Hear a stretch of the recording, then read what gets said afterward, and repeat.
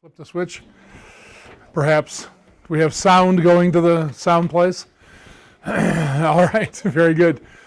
All right, and so we could actually have some Q&A time. I wanted to say that tomorrow we've got another one of these packed schedule things, but stay to the end because the last sessions are 2 sessions, and it's the best stuff. It's probably my favorite lecture in all of our modules, in all of our classes, any place we go around the world. And I think this will be very, very helpful for you in getting a handle on this kind of heart focus that we're talking about. And we'll have a good time. It'll be a lot of fun. But the last session tomorrow afternoon was probably the most important session of this first half of the first module. But for now, we're going to talk about basic questions and answers about biblical counseling. And the idea here is this, that whenever you start something like this or any new topic, it's one method, one way that you can go about this is by asking and answering what are called the journalist's questions. You know, the journalist questions, who, what, when, where, why, how. When you're in journalism school, you are taught that these are the questions that should all be answered in the first paragraph of your story. These are the basic ideas that you want to be able to get across so that if people only read a short bit of your story, at least these basic things are going to be answered. So when we start a thing like biblical counseling training, it's good to have basic questions and answers, and that's what we're going to do here. So I want you to grab your Bibles again, please. And here are the questions we're going to ask and answer. And the first question is, when and why did counseling begin? Well, if we're going to talk about beginnings, then let's go to the book of beginnings, the book of Genesis. And we'll start with Genesis 1:1. How about that? And I intend to give you an exposition of the entire Bible.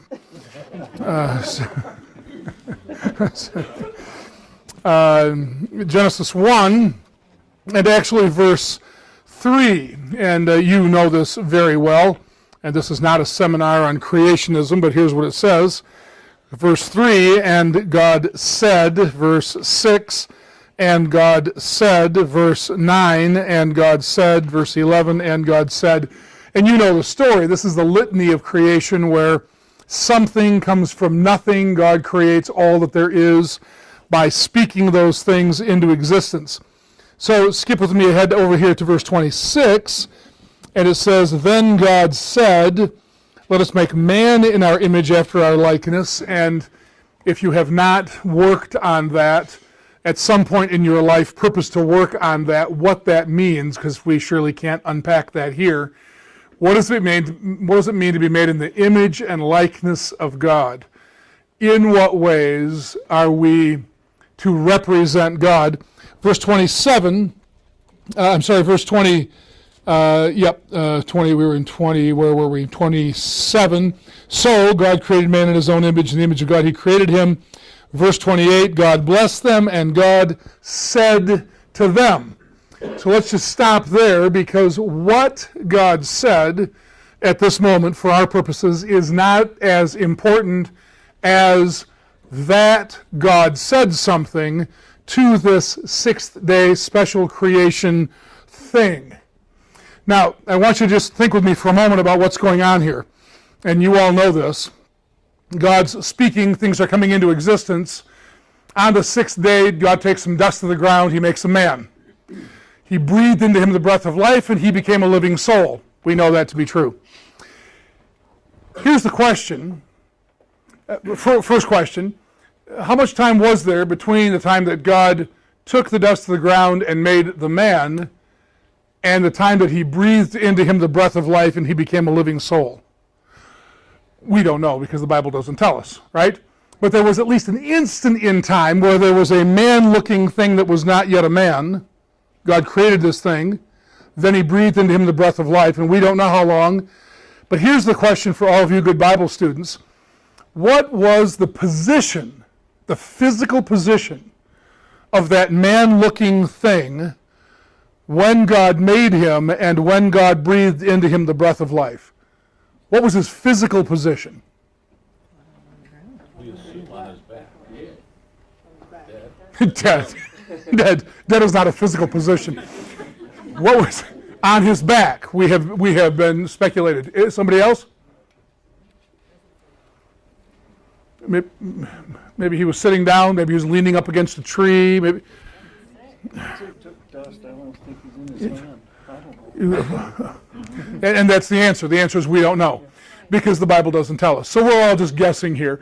It would seem to us to make logical sense, which is, again, is pretty dangerous, to think that here was a man-looking thing laying on the floor of the garden, and God breathed him to the breath of life. He became a living soul, and there was Adam laying there on the floor of the garden, took that for,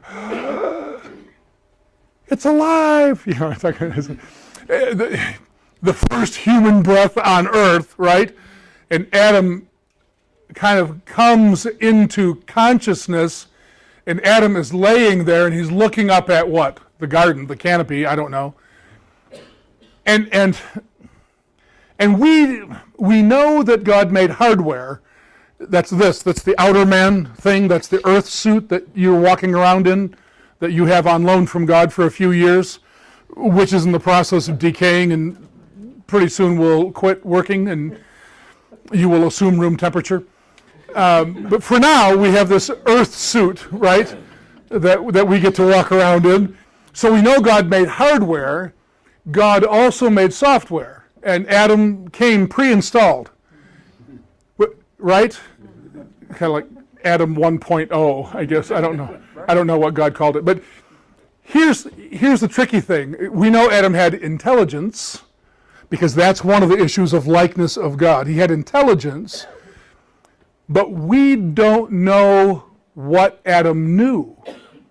We don't know the content of Adam 1.0. We don't know what he knew. He's not omniscient. He surely didn't know everything. He's not God. We don't know what he knew. He apparently didn't know enough to be able by himself to manage the work that God gave him to do. He needed a helper. So God took a rib and made another one of the same kind. I shouldn't tell you. This is a terrible joke. How do you know God was the first electronics engineer? He took a rib and made a loudspeaker. It's not funny. It's not funny. I'm just saying nobody should ever tell that. I did that out loud. So now here is this man laying. So sorry. Here is this man laying there. Here's the question I have for you. And again, we don't know what he knew, but what kinds of questions might have entered Adam's mind at that moment when, in the first moments of consciousness, what might he have been wondering? Somebody? What's going on? Okay, what's going on? Okay, sure. Yeah. Where am I? Okay, now he doesn't have probably an intuitive sense geographically of where he is, but he knows he's in an he probably had some aesthetic sense. Some have more of that than others. Some appreciate beauty more than others. Adam undoubtedly had some bit of that. He grew up in a place more beautiful than Utah. Did you know that? Sorry, the guy from Idaho was going, yeah. What's so great about Utah? I know what you. Yeah, I'm sure he's one of the things he's thinking is, wow, this is whoa, right? What else is he wondering? Maybe who made me? I don't know. Maybe he had an intuitive sense. Maybe there was an understanding of that. What am I? Or let's say it this way. Why am I here? What am I to do? What happens next? What is my purpose? Any of those questions sound familiar to you? Anybody still asking those questions these days? A few thousand years later? Everybody. Those are the questions of life, right? So the question here is not only when, we know when counseling began in the garden, God spoke, but we also wonder why. And here's a couple of things to think about. Why did God speak to that sixth day special creation thing in the garden? He spoke, by the way, he didn't speak to the stars, did he? He didn't speak to the trees, did he? So why did God speak to this created thing, not the other created things? Why? That's exactly right. Because image and likeness means that this created thing needs direction. Fish don't need direction. They don't need special revelation. Trees don't need revelation. They grow up, they get old, they fall over, they die, they get resorbed in the soil. They don't need any revelation. But this kind of special creation literally can't function in the way that God intended this thing to function unless God speaks. That was true then. It's true now. Life can't make sense unless God speaks.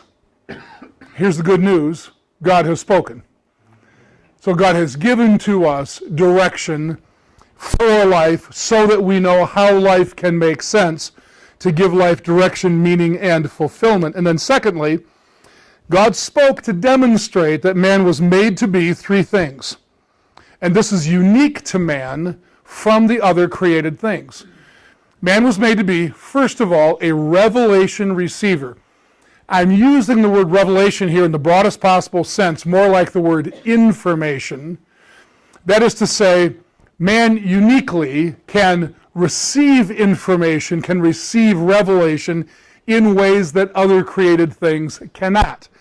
We have a wonderful little dog, and we love our little Toby, and he's a special little guy, and he can receive some information, but he can't receive the same kind of information that I can receive.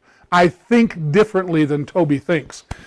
So we can be a revelation receiver. We can take in information. But here's the truth. All of that stuff that we take in, we automatically interpret. Every single thing, we become a revelation interpreter, an information interpreter. So, for example, I walked into the room, I met a few of you. Javin was busy talking here. I was sitting over there. He introduced me. He prejudiced you toward liking me, tried to.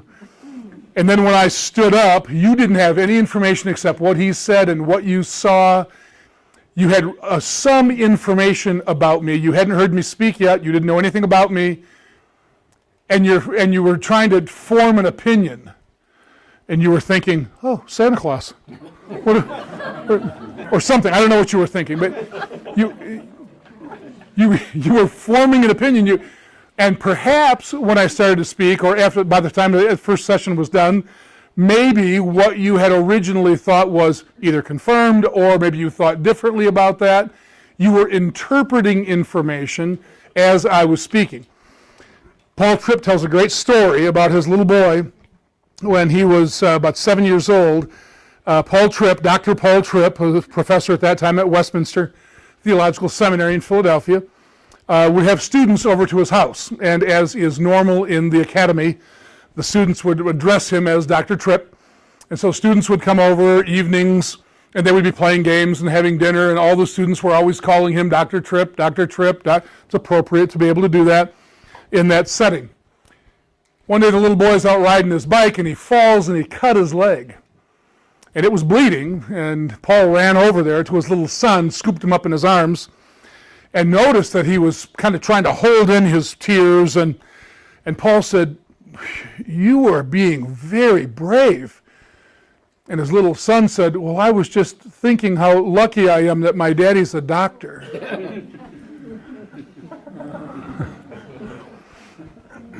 And Paul says, "I didn't have the heart to tell him I'm not that kind of doctor." The little boy received revelation, received information, doctor, and then he misinterpreted that revelation, that information. That's important because we do that all the time, don't we? We get information, but we also interpret it sometimes correctly, sometimes incorrectly. But here's the important one. God also made man to be a worshiper. And you know this, all people worship. all the time. All people, all saved people, all lost people, all people always worship. It's what we were made to be. We are worshipers. So the question becomes, who or what are you worshiping? Not only at this moment, but more broadly through your life. What is the goal? What is what James calls passion of your life? What is it that you want? What are you chasing? What are you worshiping? We are all worshipers. That's a really, really important concept, because what happened in Genesis 1 and 2 is there was this unbroken fellowship between God and man who was yet innocent. And then in chapter 3, what happened is a worship disorder. Sin is always a worship disorder. Because what sin does is it says, I'm not satisfied in God, I'm going to go try to find my satisfaction someplace outside of Him, in someone or something other than God Himself. To which John Piper commented, think about this, sin is what you do. This is an action. Sin is what you do when your heart is not satisfied in God. Amen. That's a great statement, isn't it? Sin is what you do. Sin is the action. We call what we call sin. The action of sin is what you do when your heart is not satisfied in God. That's a really important statement, a really important thought. Sin is, at its root, a worship disorder. So then, later in the garden, flip over to chapter 3, and you all know this, of course. Now the serpent was more crafty than any other beast of the field the Lord God has made, and he said. So again, what he said for our purposes at this moment is not as important as the fact that he spoke. What did we have in Genesis 1? The first counselor. What do we have in Genesis 3? The second counselor. We have another counselor. So that's when, but why? A couple of things. First, what Satan basically does here is to call into question the goodness of God. Now, let me just pick on some folks, like you folks, for example. You're married, right? You're a couple, yeah. You have children, yeah. Okay. And how old are your children? 39 through 27. Okay, 39 to 27, yeah. Mine are 42 to 37. So, all right, now when your kids were little, think back to that day when your kids were, let's say 4, 5, 8. A couple of questions for you as parents during those days. Did you have a bedtime for your kids? You did? You made them go to bed at a certain time? Yeah. Did you have to answer honestly before God and everybody, okay? Did you make them eat vegetables? Ladies and gentlemen, I have just proven that these people hated their children. Because anybody who loves their children lets the children do whatever they want, right? Stay up as long as you'd like. What would you like for supper? Potato chips and Coca-Cola, please. Okay, honey. Sure, you could. This is the logic Satan was using back in the garden. Did you get that? Think about, what did God say? Oh, there's this one tree. I mean, we have everything we need. Fellowship with Him. We walk around naked and unashamed. We have great fellowship. We walk with God in the cool of the day. We do what He asks us to do. Everything is great. Couldn't be better. This is literally paradise on earth. Right? Yeah, but there's that tree. Did He tell you? You can't eat of that tree. Didn't He say that? He can't love you. That's not what love says. Love doesn't restrict you. Like these parents. Of course they love their children. That's why there's a bedtime. That's why there's vegetables and probably 100 other rules and policies through the years as you're. Of course you love your children. You do things that you know are best for them because they don't know what's best for them. That's what parenting is, right? That's what God is as a holy heavenly Father. He knows what's best and protects us from things that will harm us. And Satan sold the lie that God doesn't really love you. He doesn't really want your best interest. And so here's what he said. Listen to these kind of phrases. In essence, he said, do your own thing. Yeah. Stand on your own 2 feet. Be your own man. Make your own decisions. Does that sound familiar to you? Say yes or no.